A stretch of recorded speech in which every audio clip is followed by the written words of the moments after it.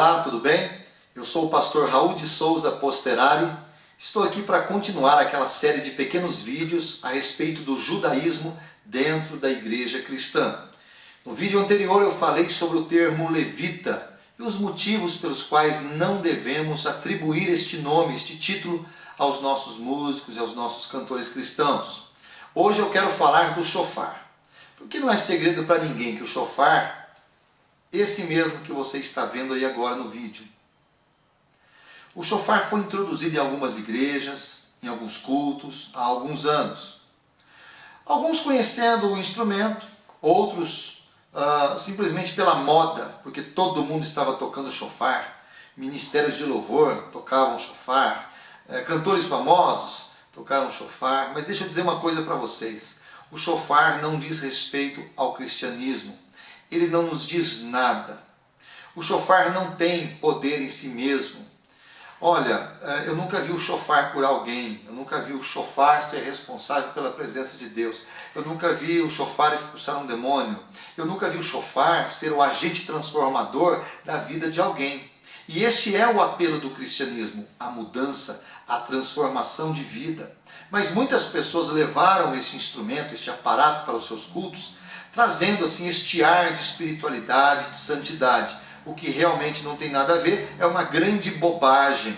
Bom, o shofar teve a sua importância lá no judaísmo, lá no povo de Israel antigamente, porque ele tinha algumas funções e em algumas ocasiões ele era tocado especificamente com seus toques característicos. E quando eu olho para algumas coisas que eu até anotei aqui, estudando essa questão do shofar, estudando a utilidade do shofar, eu me convenço ainda mais da sua inutilidade, eu me convenço ainda mais de que nós não precisamos dele no cristianismo, ok? Por quê? Primeiro porque a Bíblia não nos ensina isso, não há nada no Novo Testamento que aponte que nós devemos usar o shofar, muito pelo contrário, ele foi extinguido junto com outras coisas, com outras práticas do judaísmo, né? Agora, algumas pessoas levam para as suas igrejas porque não têm conhecimento, porque são pessoas nécias, ignorantes e que não têm nenhum crivo, não têm responsabilidade, ok? Mas vamos lá. Quais ocasiões o shofar era tocado? Para nós entendermos o que essas pessoas estão fazendo hoje. Primeira delas, o shofar era tocado para evocar e expressar sentimentos de profundo pesar pelas más atitudes e pelos pecados do passado. Interessante isso, né? Havia um toque todo especial, todo característico, para que as pessoas, para que os judeus voltassem ao tempo, às suas práticas, aos seus pecados, às suas falhas e sofressem com aquele pesar. Agora, o segundo toque do shofar, também característico para isso, levava os judeus a manter nas suas mentes as suas responsabilidades com Deus e com a comunidade judaica.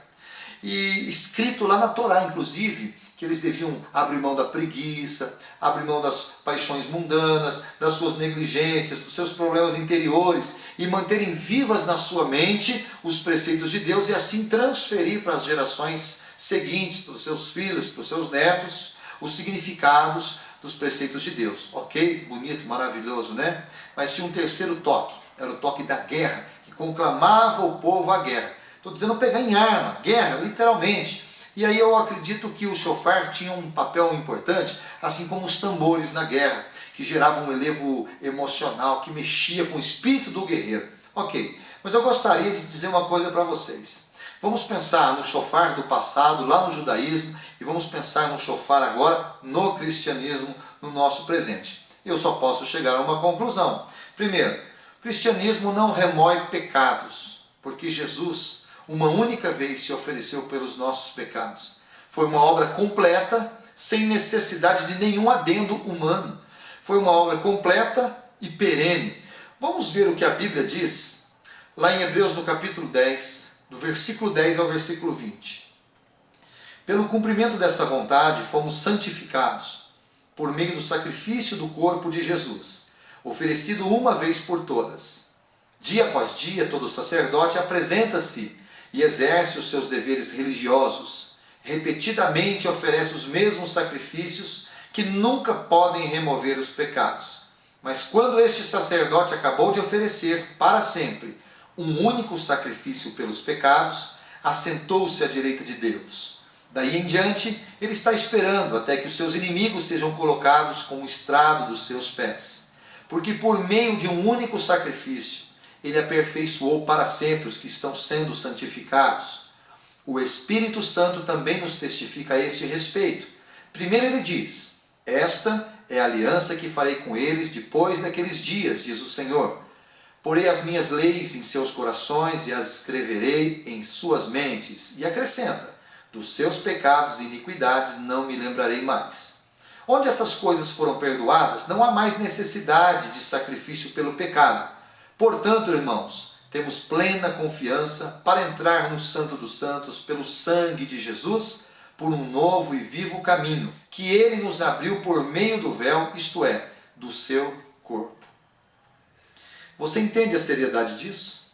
E aí, você ainda quer tocar chofar? Eu ainda estou no primeiro ponto, mas se você quer tocar chofar, você deve estar pronto para diariamente criar, a partir da lei, o seu próprio processo de expiação pelos seus pecados, porque ao tocar o chofar, você está dizendo: Jesus, muito obrigado, eu não quero perdão, muito obrigado, eu não aceito a obra que o Senhor fez na cruz, eu vou continuar aqui no meu dia a dia tocando o meu chofar e correndo para expiar os meus próprios pecados. Ok, mas temos o ponto 2. O que é mesmo o ponto 2?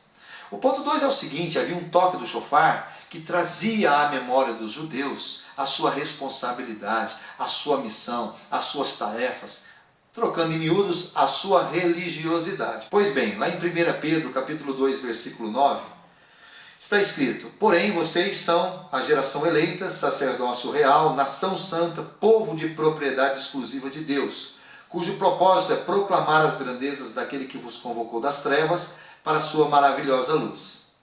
Em João 14,16 está escrito: mas o Consolador, o Espírito Santo, a quem o Pai enviará em meu nome, esse vos ensinará todas as coisas e vos fará lembrar de tudo o que eu vos tenho dito.